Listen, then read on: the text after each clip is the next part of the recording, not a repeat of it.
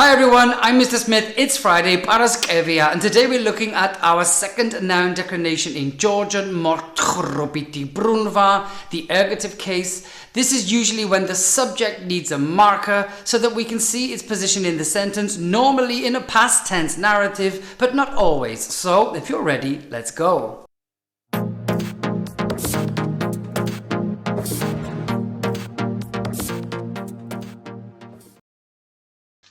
Let's begin with my Instagram poster, and here we have Mothkrobit'i, and Mothkrobit'i bruvna is the ergative case in Georgian, and this is the second case from the 7 which we have to learn. And for many people it is the second most important, and for me it was the first most difficult. And that's the reason why we've been studying it 5, 4, 3, 2, 1, because next week we're doing the nominative case, because we are aware of the nominative case from the journey that we have started and the videos that we've done. But this one relies on the nominative case. I am in the ergative case. The chicken that I ate is in the nominative, because this tense talks a lot about the past. Indeed, mothroba is to narrate, to tell a story. And that's what we're going to do.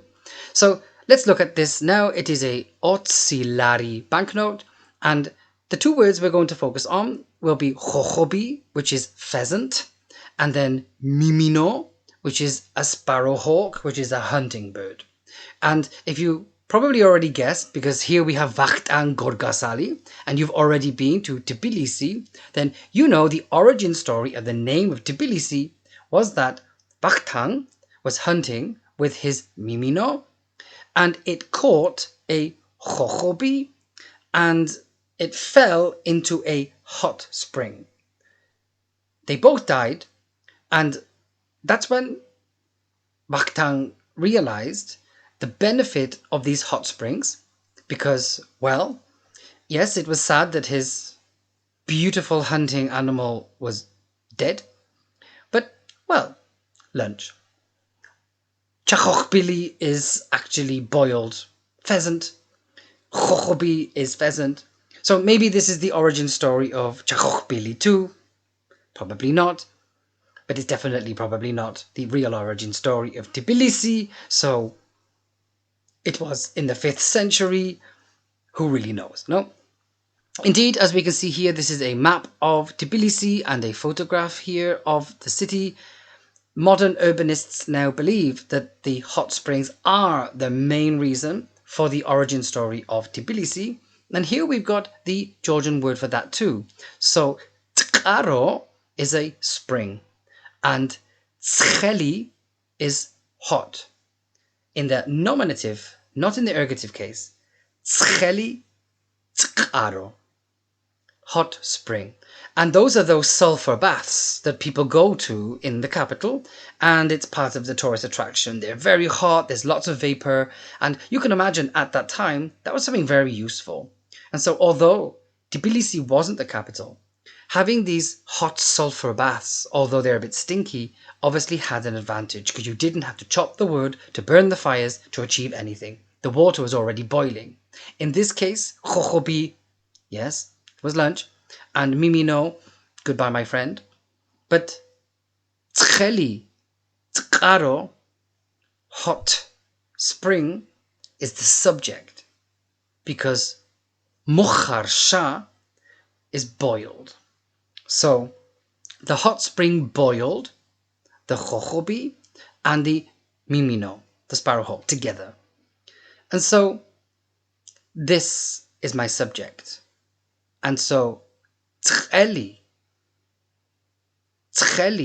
hot, becomes tkelma. If it ends with a consonant, which would normally take an E, add ma. And then tkaro, which doesn't end in a consonant, it ends in a vowel, or just add M. So our example, I believe, is a very good example to begin with.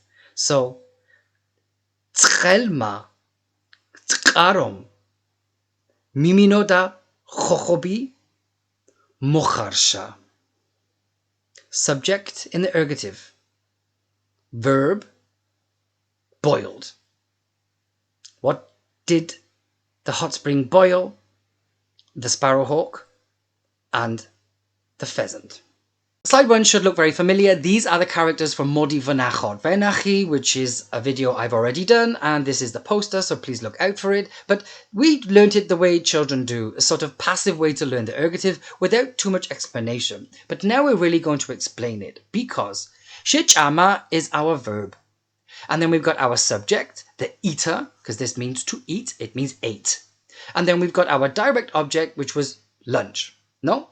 So in the case that the mouse was the cat's lunch, the cat ate the mouse.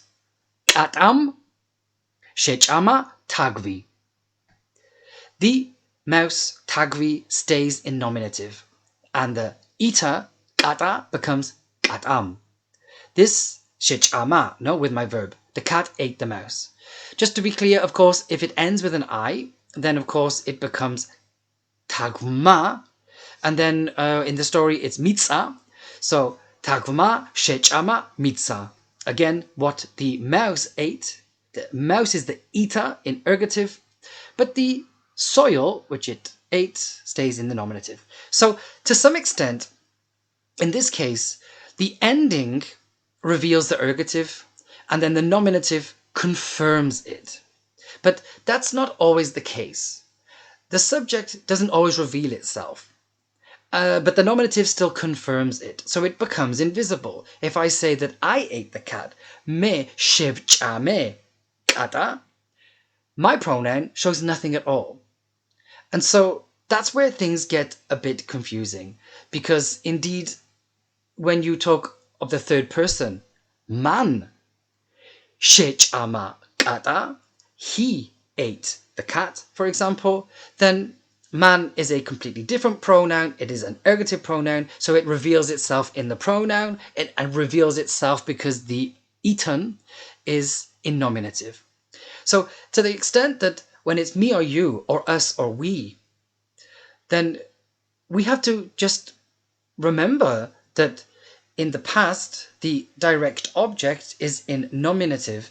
Even though we are in ergative, it's completely invisible, and that's the reason why I had so much difficulty with it.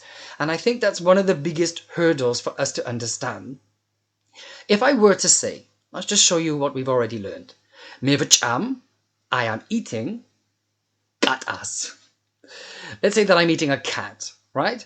So kata takes a dative ending in the present. That's what I'm doing right now. So although it's not present in my personal pronoun, speaking in the present, the S on the end shows that relationship, that I'm presently eating it. So when we compare, for example, me, v'cham, katas, I'm eating a cat, me, shevchame, kata, we can see here that it's only really revealed, because let's just say that the nominative is the base form, and so it hasn't really changed. It's only revealed with the S in the present, and it's invisible here in the past. And that's just one of the biggest hurdles to the ergative. But I hope with this example, and if you do go back to that video and take a look, you'll start to see a little bit of the pattern and then how the ergative can be remembered. Slide 2, let's revisit the story that we were telling, and let's use some more cases. Now, the first example is not in the ergative. If it's in ergative, we got this highlighted in yellow. So, Wachtang went hunting with a sparrowhawk. We have Wachtang and we got the sparrowhawk, but we don't really have a sort of victim of the hunt. So, Mimino-ti with the sparrowhawk. It's the style of hunting. So, Sanadirod, Mimino-ti. That's how he went hunting, and its avida is our past tense. So the D indicates our past. So Wachtangi, Sanadirod Miminoti avida. He went hunting with a sparrowhawk. Instrumental case, all we need. Past verb, of course, not ergative. Now, the hawk caught the pheasant. That's ergative. The catcher, miminom. What was caught? Chochobi. The verb to catch, daichira. So we could even just simply say, miminom, chochobi, daichira. Just those three, and we got an ergative sentence. But I wanted to complicate it a little bit, because we could say that it was Wachtangis miminom. It was the sparrowhawk of Wachtangi. Beat with its claws. Daichira. Again, obviously hanging on the fact that this is a past tense expression of the verb to catch. So we've got here the sparrowhawk of Wachtang caught Daichira Chochobi, a nominative, beat with its talons, with its claws. Different cases here, but I hope that now explains why, although counterintuitively we learned in reverse order, hopefully this sentence is now so much easier to see and that the ergative doesn't throw you as much as it did me. Here we've got just a second element that we have to remember. Tscheli means hot. Tkaro means spring. Now, the hot spring boiled the mimino and the chochobi. That was the example that we did in the beginning. But I just want to show here, of course, that the sparrowhawk of Wachtang is in the genitive because it's possessive. That belongs to Wachtang. And so we don't describe it that way as an adjective. Wachtang isn't an adjective, and so it has a different ending. But tkeli, hot, is an adjective only. The skaro doesn't, the heat doesn't belong to the skaro. That's the point. And so we are saying that tkel ma, tskarom, miminoda chochobi, mokharsha. The relationship now, we've got a compound subject, the boiler, boiled, mokharsha, the mimino, and the chochobi. Slide 3, now that that's settled in your mind, we're going to look at sodna. Now, sodna is a verb. When we use it in the present, the subject is also in the ergative. It's about knowing something, knowing how to do something, an acquired skill that perhaps you've learned through your life. So I suppose in a certain way, it does illustrate the Mothkrobit-i bruvna in the case that you have a certain idea of who this person is or what they can do. But it's not the past. So we cannot confuse this case with past tense, because it's not. Tamunam katuli ena itsis. Tamuna knows itsis katuli ena. The noun is in nominative and the subject is in ergative. I know it might take some getting used to, but the point here is the verb is what helps us because it's in the present. And we know that whatever the object is of an ergative sentence, it must be nominative. So let's look at another one. I made it a bit harder here. I looked at Batumi, which isn't a real person. I looked at falling in love, which is a verb noun. So this is a noun, but it's not a real thing you can touch. And so Batuma shekvareba itsis. What do you think it means? Well, we know that Batumi is the subject, and it knows falling in love. What it suggests is that Batumi knows how to make you fall in love with it. In this case, the verb drives the meaning because the nouns are a little bit abstract. Again, the more solid you understand the noun, the better it is. Does that help us in English entirely? Not really, because we also cannot say in English, Tamuna is knowing something. We have a prohibition on the present continuous of the verb to know. And in Georgian, it's actually an ergative. So English and Georgian simply do not match on a fundamental level this way. And again, it's one of the biggest hurdles that we have to trick our mind to stop thinking in English, but definitely analyze in the English language. Here we're going to go back to our original content. Wachtang itsoda, past, he knew. Rom, tskaro, zalian, tskeli, icho. Now, in this case, what we're doing is that Wachtangi is the subject. He knew, this is the D here, the past of the verb to know. He knew something. What did he know? He knew that the tzkaro was hot. Now, unlike the other examples where we had to describe the tzkaro in the ergative because the tzkaro was the subject, it's back to being nominative. There is no transformation here. So, Wachtang ma itsoda rom მყარო ძალიან ცხელი იყო. This is just another verb here, was, because it was a hot spring. Again, we are narrating. So, Wachtang knew that the spring was very hot. Subject, ergative. Object, nominative. Here, it's perhaps a bit easier, although it is a more complicated sentence. This is a phrase that you will hear. Who knows? Nobody knows. In Georgian, they say, man, in the ergative, doesn't know. So, katsma aritzis. Do you know why they closed the metro station today? Katsma aritzis. Nobody knows. Who knows? It's a way to say that don't ask me. Our final slide now reviews a lot of the knowledge that we've acquired, and none of these sentences are actually in the past.